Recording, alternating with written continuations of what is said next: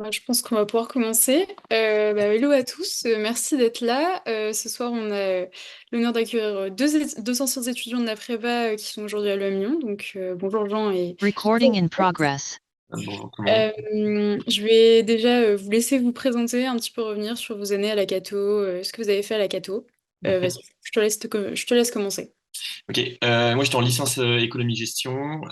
J'ai fait le parcours prépa 3. Je suis parti en Corée du Sud à Séoul pendant un semestre, du coup en troisième année. Les écoles que j'ai présenté Schema Audencia, l'EDEC et l'EM. Le triple diplôme de l'EM, du coup, pas le parcours classique dans lequel est Violette, ça fait quand même partie du PGE, mais c'est pas le même parcours. J'ai été pris à tous les entretiens sauf à l'EDEC, où j'ai même pas été pris aux entretiens, et je le disais avant, c'est surtout à cause de mon TOEIC. Donc du coup, je suis rentré au triple diplôme de l'EM. Ce triple diplôme n'existe plus, il y en a un nouveau qui existe, qui est axé sur la finance, dont je pourrais parler un petit peu plus après s'il y en a qui sont intéressés. Donc voilà, et là je suis en Angleterre, donc voilà. Ok, super. Et toi, Violette? Donc, salut tout le monde.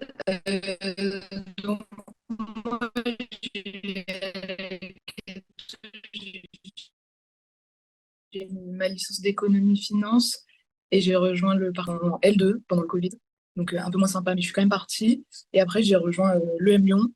Pareil que Jean, j'ai pas passé les entretiens à l'EDEC, surtout à cause de mon stage. Et là, du coup, je suis en césure actuellement pendant un an entre mon M1 et mon M2. Ok, super, merci.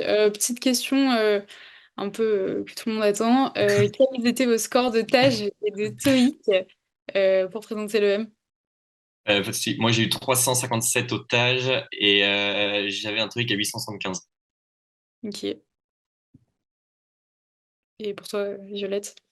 Du coup, moi, à mon stage, j'ai eu 280. Je conseille quand même d'avoir essayé d'avoir plus de 300 parce que j'étais très limitée à l'EM. Et mon TOEIC m'a rattrapé avec 980. Ok, ça marche. Est-ce que vous pouvez développer un petit peu les parcours que vous suivez actuellement à l'EM, les cours que vous avez, master suivi? Euh, Euh, voilà. Violette, je vais te laisser peut-être plus en parler au PGE classique. Et moi, je dis, enfin, comme j'ai dit, je peux parler du nouveau triple diplôme finance s'il y en a qui sont intéressés après. Ok.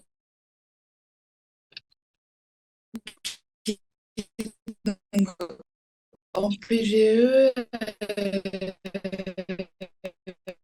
quand tu rentres après une licence, Je crois que ça a bugué tu un peu, rentres en Violette, au début. M1, des cours de finance, de compta. Nous, on n'avait pas une très bonne co. Je sais pas si vous m'entendez. Ouais, un peu saccadé. Pardon.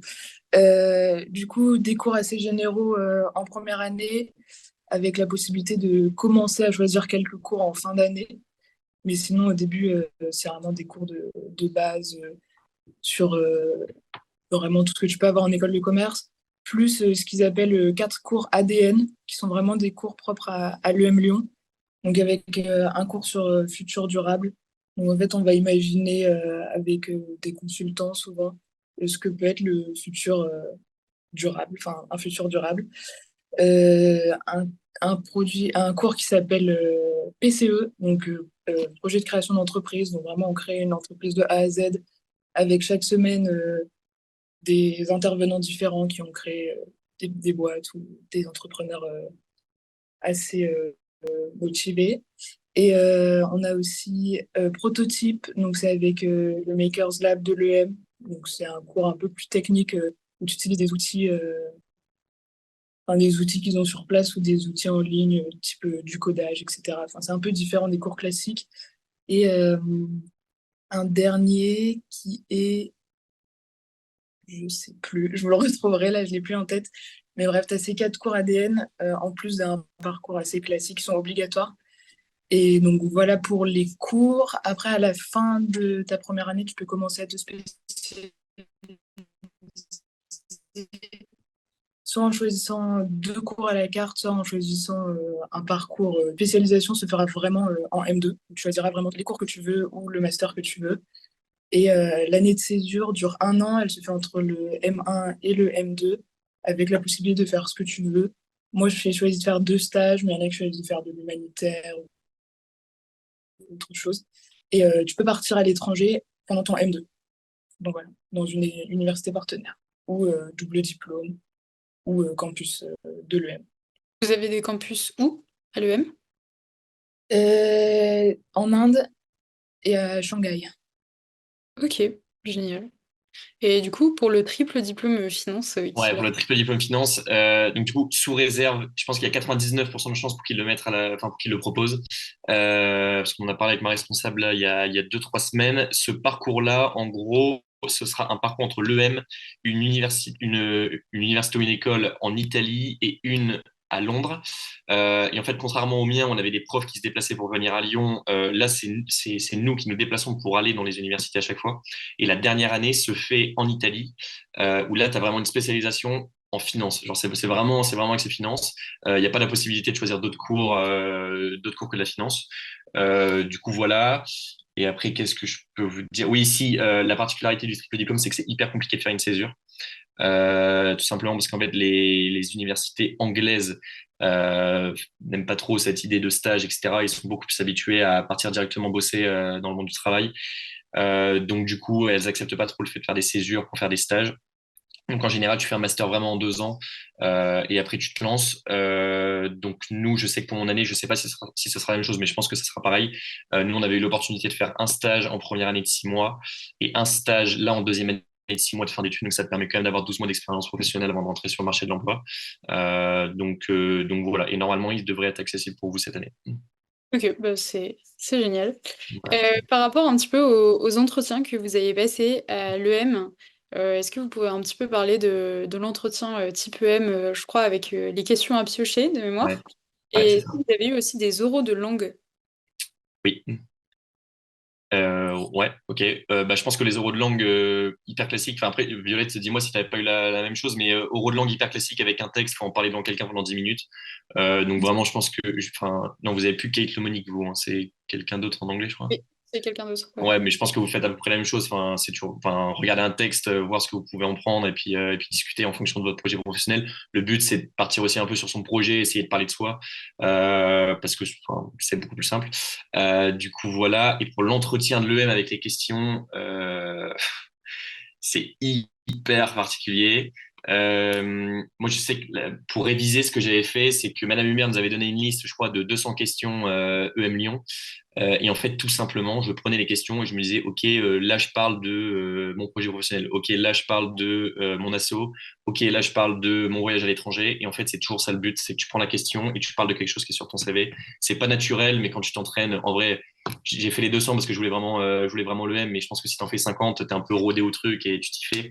Et sachant que sur les 250 questions que j'ai fait, j'en ai pas retrouvé une seule à mon entretien le M. Donc, je pense que tu as beau faire toutes les questions possibles et inimaginables, au final, tu auras quand même des nouvelles questions. Ok. Ouais, moi j'ai eu exactement pareil. Juste pour les cartes, il faut vraiment penser dans sa tête à tout ce qu'on veut dire en entretien et essayer de le caser en fonction des questions qu'on a. Donc bien sûr, il ne faut pas non plus le caser pour le caser et partir dans n'importe quel sens parce qu'il faut quand même rester sur la carte.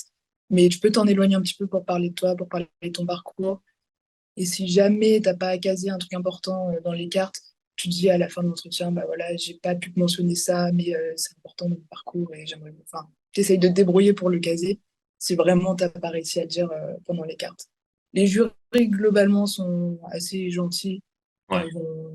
ils peuvent être un peu froids, mais c'est juste parce que enfin, c'est un jury qui fait ça toute la journée. Il peut en avoir un peu marre à la fin de la journée, mais ils sont pas du tout là pour te tacler ou quoi que ce soit. Et Ok. ils savent très bien que les questions, le but, c'est pas d'y répondre de but en blanc, en me disant, je sais pas, moi, je crois que j'avais une question, c'était si vous devez soutenir une cause, quel influenceur vous choisiriez. Ils savent très bien que tu vas pas sortir le nom d'un influenceur avec la cause, donc Ouais. ils savent très bien que tu vas carrément te partir dans un truc un peu abstrait où au final tu vas retomber sur une ligne de ton CV. Enfin, ça n'a un peu Ouais. aucun sens, mais ils le savent très bien, donc ils vont pas te dire, ah non, non, ça n'a rien à voir, revenez à la question. Enfin, faut pas s'inquiéter là-dessus, quoi. Ouais. Moi, j'avais dû repeindre l'EM, choisir une couleur pour repeindre l'EM. Donc, enfin, franchement, j'ai dit la première couleur qui m'est passée par la tête. Et j'ai relié à un trait de personnalité. Enfin, voilà, j'étais un peu stressée parce que mes questions étaient vraiment particulières, mais Ouais. ça s'est bien passé. Enfin, faut juste, c'était mon dernier entretien, donc mon discours était un peu rodé. Et du coup, j'ai réussi à bien dire tout ce que je voulais dire. Ok. Par rapport au rythme de cours, entre l'Acato et l'EM, est-ce que c'est à peu près le même rythme au niveau du niveau de cours? Est-ce qu'il y a une différence majeure ou c'est à peu près la même chose? Vas-y, Violette, je te Ah, laisse. ouais. Euh, Moi, mon premier semestre était assez chargé parce que c'est vrai que l'EM, là, il est en train d'essayer de remonter à la quatrième place, repasser devant les decks. Donc, ils nous ont mis pas mal de nouveaux cours et plein de nouveautés. Du coup, c'était quand même assez chargé. Au deuxième semestre, c'est beaucoup plus light. Mais la grande différence, c'est les travaux de groupe. Il y en a beaucoup plus. Enfin, on en avait déjà pas mal à la Cato, mais là, il y en a vraiment beaucoup. Après, c'est une habitude, en fait. À la fin, les travaux de groupe, on a tous notre méthodo, on commence à s'habituer et ça devient routinier. Mais au début, c'est un peu difficile. Surtout quand tu as des gros projets comme PCE qui durent sur tout un semestre.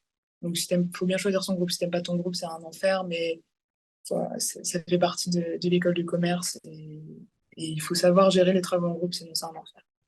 Ok. Du coup, Ouais, enfin, j'allais dire exactement la même chose que Violette. Les cours ne changent pas du tout au tout. Enfin, quand tu as des cours de finance, de comptabilité, enfin, en général, tu vois à peu près la même chose. C'est peut-être un petit peu plus élevé, mais voilà, ça reste de la comptabilité. Donc, en général, soit tu comprends le système ou tu le comprends pas. Donc, sur ça, ça change pas énormément, mais je pense que le gros changement, c'est sur les projets de groupe. Et même les personnes avec qui tu es en général, les mecs sont beaucoup plus motivés. Enfin, pour ma part, c'était comme ça, ils étaient beaucoup plus motivés qu'à la Cato. Tu cherches beaucoup plus la perfection que ce que tu cherchais à la Cato, donc forcément tu rentres plus dans le détail, tu passes un peu plus de temps dessus, et voilà, mais faut pas s'inquiéter à la différence de niveau qui est entre la Cato et une école de commerce, vous n'allez pas être surchargé de travail du jour au lendemain. oui, c'est à peu près la même charge de travail. Oui, en termes de charge de travail, enfin, vous allez pas la sentir passer, quoi. C'est sûrement un peu plus qu'à la Cato, mais vous allez pas la sentir passer. Ok, ça marche. Bah, maintenant, je vais laisser ma place à Félix pour vous poser la suite des questions. Déjà, merci pour ces premières réponses qui étaient assez intéressantes. On arrive au moment après les oraux où vous êtes admis. Comment ça se passe, les admissions, l'arrivée à l'EM, le campus d'Écully, comment il est, comment ça se passe avec aujourd'hui la transition vers Gerland, si je me trompe pas. Et est-ce que vous avez senti une petite différence avec ceux qui étaient arrivés en prépa ou arrivant en cours de route, ça vous a pas posé de problème? Tu veux commencer? Ok. Bah déjà, l'intégration en tout cas est très facile. Vraiment, aucun problème. T'arrives en école de commerce, tout le monde est là pour rencontrer des gens, pour se faire des amis. L'EM organise une quinzaine d'intégrations. T'as vraiment 15 jours où t'as des événements organisés tous les jours pour rencontrer des étudiants. Et ça se finit sur le Way, le week-end d'intégration.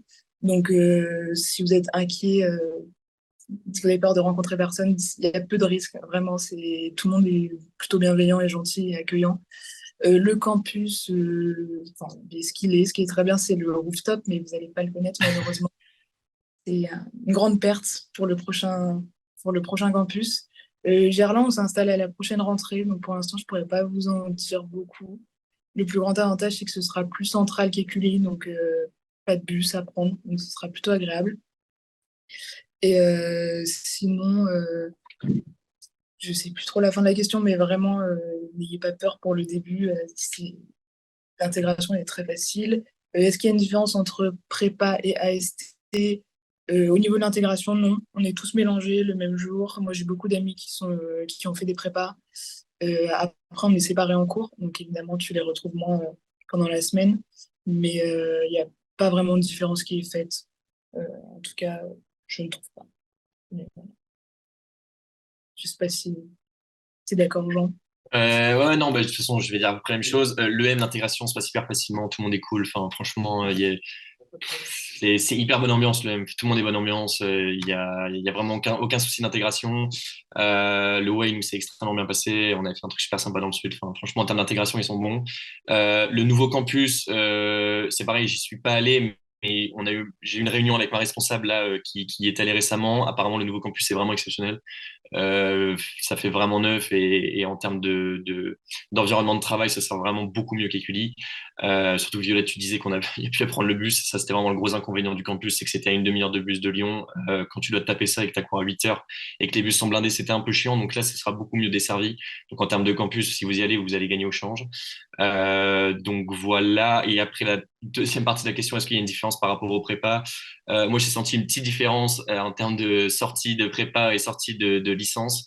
Nous, on est beaucoup plus habitués à l'école de commerce, donc en fait, on s'intègre beaucoup plus facilement au rythme que les prépas. Ils sortent de, enfin, j'espère qu'il n'y a pas de prépa sur le Zoom parce que sinon ils vont insulter, mais voilà, tu sens que les prépas, ils sortent un petit peu de leur chambre et c'est un peu la folie. Voilà, c'est des soirées tout le temps, des cours qu'ils n'ont jamais vus, etc. Nous, il n'y a pas du tout ce truc-là, donc il y a peut-être une petite différence au début, mais c'est minime. Donc, Ouais. il y a pas de souci il y a pas de souci non plus de ce côté-là. Vous deux, vous vivez à Lyon? La plupart des gens, ils vivent à Lyon ou sur le campus d'Écully? Tout le monde C'est vit quand à même Allô, Lyon. loin. Ok. Tout allô. le monde vit à Lyon et Lyon en termes de ville c'est hyper sympa, bien plus grand que Lille, j'ai été étonné, mais bien plus grand que Lille, il y a énormément de trucs à faire, c'est ouais hyper sympa, et vraiment tout le monde vit à Lyon. Mais de toute Ouais, façon tout le monde. comme on disait, vous avez pu poser la question parce que maintenant, ça sera le site sera vraiment en plein centre de Lyon. Je crois que c'est à Confluence qui sera le site, hein, si je dis pas de bêtises. C'est à Je Gerland. crois que c'est à À Gerland. Gerland. Ouais, enfin en tout Ouais. cas c'est bien desservi, donc il y aura beaucoup moins de soucis qu'il y en avait justement avant avec le campus. Ok. Voilà. Même courant que l'intégration, les associations, comment ça se passe, la présence de la vie associative, et puis personnellement, vous êtes dans des assos, et si oui, comment ça s'est passé? Ok. Pareil, je vais laisser parler Violette, je reprendrai après. Du coup, la vie associative à l'UM est assez riche. Il y en a vraiment pour tous les goûts. Et puis, même si tu n'as pas envie d'investir dans une asso ou quoi que ce soit, je vous le conseille quand même de le faire. Mais si tu n'as pas envie, il n'y a pas de problème. Alors, vraiment, tu peux quand même participer aux événements, tu peux quand même être intégré dans l'école sans forcément faire partie d'une association. Moi, je fais partie d'une asso qui s'appelle la JET. Donc, c'est l'asso qui fait un peu office de boîte d'intérim pour les étudiants. Donc, on est en contact avec des entreprises et on trouve des missions d'intérimaire pour les étudiants de l'EM. Et voilà, globalement, la majorité des étudiants sont dans des assos. Je connais personne qui n'est pas content de son asso. Si vraiment tu veux une asso, il y a de grandes chances que tu l'aies. Les entretiens pour les associations sont plutôt sympas. Les gens sont accueillants. Vraiment, il n'y a pas trop de problèmes là-dessus. Il y a beaucoup d'événements qui sont organisés par toutes les assos de l'EM. Et voilà, moi je suis dans une asso, je suis au bureau maintenant, donc c'est plutôt sympa. Je suis très contente. J'aime beaucoup mon asso. Et voilà, je sais pas ce que je peux dire de plus. Moi, du coup, je pourrais peut-être en parler, peut-être, entre guillemets, un peu plus de l'extérieur, parce qu'en fait, Bah vas-y, Jean, nous enchaîne. en ETD, on n'avait pas la possibilité d'entrer dans une asso parce que, du coup, en deuxième année, on est à l'étranger. Et en fait, même avec nous, ça s'est hyper bien passé parce que les assos sont hyper ouvertes. Moi, je sais que j'étais dans une liste en tant que bénévole. Pour être honnête, j'ai pas du tout participé à la liste, mais rien que le fait d'être bénévole, ça te permet d'être avec les gens, de faire quelques événements et tout sympa. Donc c'est hyper accueillant. Et voilà. Enfin, moi, c'est à peu près tout ce que je peux dire. Je suis pas rentré dans une asso, mais il y a peut-être moins ce côté important de rentrer dans une asso qu'il peut y avoir dans d'autres écoles de commerce. Les événements sont ouverts à tout le monde et c'est pas des événements que asso, etc. Donc voilà. Mm. Ok. Maintenant, Ouais. c'est bon pour la partie école. On va parler un peu des relations entreprises. Mhm. Est-ce que vous pouvez nous parler de vos stages que vous avez faits ou que vous comptez faire, s'il vous plaît? Mhm. Pas de souci. Jean, Euh, tu peux commencer cette fois. ouais, ouais. Tu veux aussi depuis la Cato ou pas? Oui, brièvement la Cato, et puis Ok. surtout depuis l'EM, la réaction des entreprises par rapport à l'EM, Ok. c'est un Euh, accélérateur.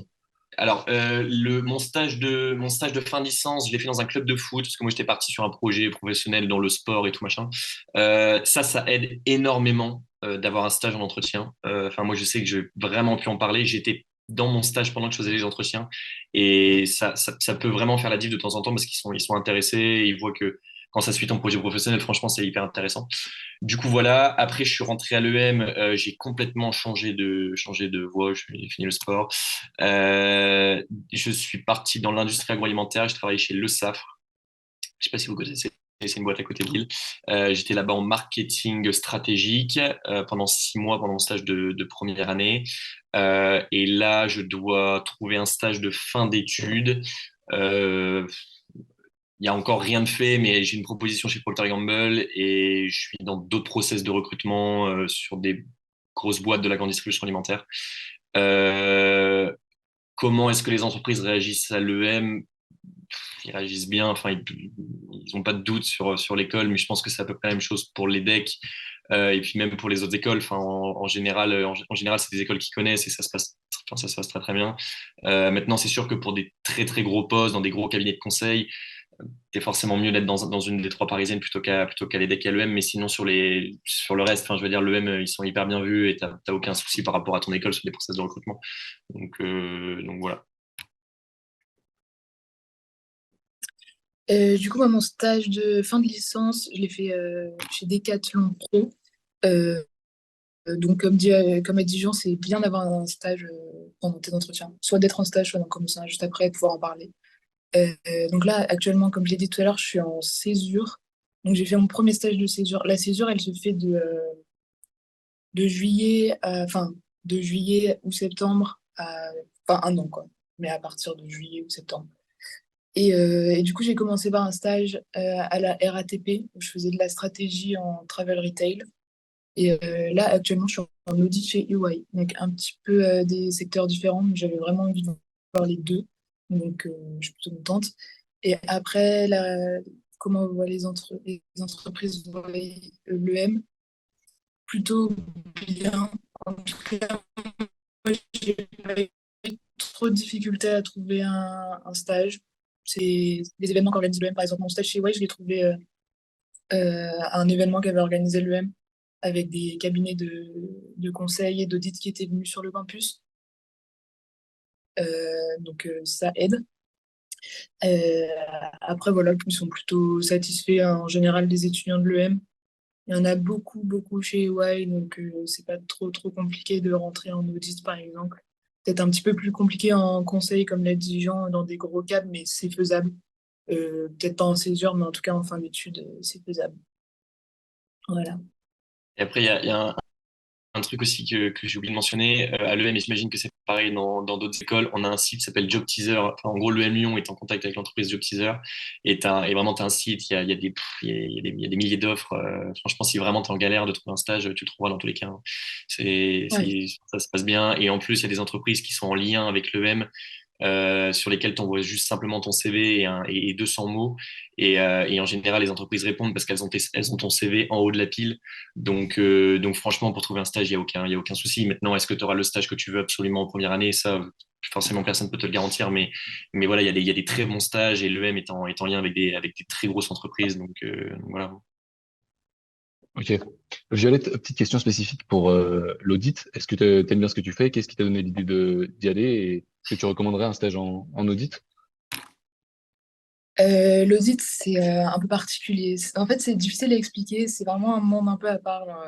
Si tu fais pas de l'audit, tu comprends pas trop trop ce que c'est. Mais en soi, le gros avantage de l'audit, c'est que ça t'ouvre des portes. C'est vraiment, ça t'ouvre les portes de la finance, voire même du conseil et tout. C'est vraiment un tremplin. Après, est-ce que le travail est passionnant? Pas tout le temps.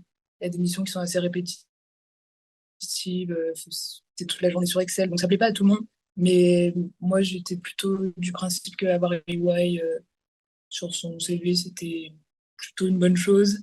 Et j'apprends quand même plein de trucs. Il faut se dire que la compta, c'est un peu la base d'une entreprise. Donc même si plus tard tu veux monter ton entreprise, tu veux faire du conseil ou quoi que ce soit, ou tu veux continuer que ce soit en TS ou en M&A, c'est possible et ça aide pas mal.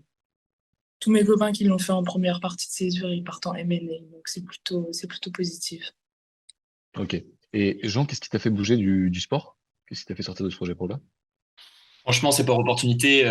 Moi, en fait, quand je suis arrivé en troisième année à mon retour de Séoul, de Corée, j'avais pas de projet professionnel. Je savais pas du tout ce que j'allais dire en entretien. Donc, en gros, j'ai clairement été avec Madame Hubert. Elle m'a dit, bon, bah, ton CV, c'est ça, ça, ça. Donc, on va se construire ça comme projet professionnel. C'était pas, voilà, je savais pas réellement ce que je voulais faire plus tard. Donc, du coup, j'avais trouvé un stage qui était en relation avec mon projet professionnel. Du coup, ça passait bien en entretien. Mais je pense que, enfin, je sais pas s'il y en a parmi vous qui sont dans ce cas-là, mais vous inquiétez pas, hein, ce que vous dites en troisième année. Enfin, j'imagine que tout le monde vous le dit, mais le projet professionnel que vous avez en troisième année, c'est pas forcément celui que vous êtes obligé de suivre. Moi, c'était le cas. Et après, j'ai eu une opportunité chez le SAF. Ça s'est hyper bien passé. Mon stage s'est hyper bien passé. C'est une super boîte. Enfin, voilà, en plus, je retrouvais Lille. J'étais bien content de retrouver Lille. Donc voilà. Et après, là, stage de fin d'études, je sais que tu vois, l'agroalimentaire, c'est fait pour moi. Mon stage s'est bien passé. Donc, c'est plus là-dedans que je veux m'orienter. Et du coup, j'essaie de trouver des stages qui correspondent. Donc, voilà. Pour les grosses boîtes, genre Procter Gamble, du coup, c'est des graduate programmes auxquels tu candidates? Sur les autres grosses boîtes, oui. Chez Procter Gamble, c'est un stage en assistant qui est account manager. Donc voilà. Et sinon, après, les autres grosses boîtes, c'est sur des graduate programmes. Donc voilà, mais les process sont très longs, assez compliqués. Et les réponses, enfin là, entre guillemets, enfin, pour l'instant, tout est positif, mais ça veut rien dire parce qu'il y en a, il y a encore deux, trois étapes à chaque fois. Donc voilà, mais le graduate programme, c'est hyper intéressant. Je sais pas si vous avez déjà pu en parler avec certaines personnes, mais franchement, ça vaut vraiment le coup d'en faire un. Donc, j'aimerais bien en avoir un. Maintenant, est-ce que je vais l'avoir? Je suis pas encore sûr, mais voilà. Procter Gamble, en tout cas, c'est un stage. Bah, on te souhaite bon courage pour la suite des Merci. candidatures. Et puis, le mot de la fin, un conseil que vous donneriez à un étudiant qui est en troisième année de licence à la Cato et qui voudrait rejoindre l'EM, petit conseil pour les entretiens ou les certifications que vous aimeriez laisser à la postérité. Ouais, moi, il y en a un, je m'étais dit de le dire, sur les entretiens, le conseil que je peux donner, c'est d'essayer d'aller droit au but. On m'avait donné un truc, c'était de dire, faire contexte, action, résultat, essayez de faire ça avec vos expériences professionnelles et tout. Je sais pas si on vous en a déjà parlé, mais ça marche vraiment en entretien. Je vais dire un truc con, je vais prendre l'événementiel, c'est toujours plus simple, mais tu dis, voilà, j'avais un événement à organiser pour 1000 personnes, j'ai fait ça, et au final, on a organisé un événement avec 1000 personnes, ça s'est bien passé. C'est débile, mais au moins, ça permet d'être clair et les gens sont bien contents en entretien quand tu es clair dans ce que tu dis, plutôt qu'essayer de paraphraser 35 fois. Du coup, voilà. Et après, non, meilleur pour la suite, mais il n'y a pas de raison. Si aussi un truc, vous inquiétez pas, dans tous les cas, d'avoir une école, hein. Il y a pas de raison. Je pense que vous avez tous des bons parcours. Et nous, en classe sup et prépa 3, notre année, tous les résultats ont été très bons. Donc, ne vous inquiétez pas pour ça, vous allez trouver votre bonheur. Ouais, un conseil que je peux dire, c'est vraiment, oui, pareil, comme dit Jean, stressez pas. C'est des entretiens, si vous maîtrisez votre sujet, ça ira. Vous êtes hyper bien préparé comparé aux autres. Il y en a beaucoup qui arrivent en entretien et qui savent pas trop ce qu'il faut faire. À la Cato, on est très bien préparé, donc ça aide beaucoup. Après, moi, je vous conseille quand même de pas mettre. Si vraiment vous visez l'IM, ne la mettez pas forcément au premier entretien. Moi, je l'avais mis à la fin. Mon discours était rodé. Je savais ce que je voulais dire. J'avais testé sur d'autres écoles qui m'intéressaient un petit peu moins. Du coup, je suis arrivée avec beaucoup plus de confiance. Après, renseignez-vous bien sur l'école. C'est important de savoir de quoi vous parlez, de ne pas dire n'importe quoi au jury. Et ayez vraiment en tête tout ce que vous voulez dire et essayez de le caser d'une façon assez cohérente. Et ça devrait bien se passer. Voilà. Excellent, merci beaucoup. Si vous avez des petites questions, vous pouvez les poser dans le chat, ceux qui sont à la réunion. Sinon, je pense que on a fait le tour d'à peu près tous les sujets qui pouvaient nous intéresser, nous les étudiants de troisième année. Il ne nous reste plus qu'à vous remercier chaleureusement pour votre venue. D'accord. Je suis sûr que ça aurait aidé beaucoup d'étudiants. Puis vous souhaitez bon courage pour la suite, Ouais, merci. pour vos parcours respectifs, et vous dire à bientôt peut-être si on rejoint cette école-là. Ok, pas de souci. Merci beaucoup. Au revoir. Merci à vous. À bientôt. Recording stopped.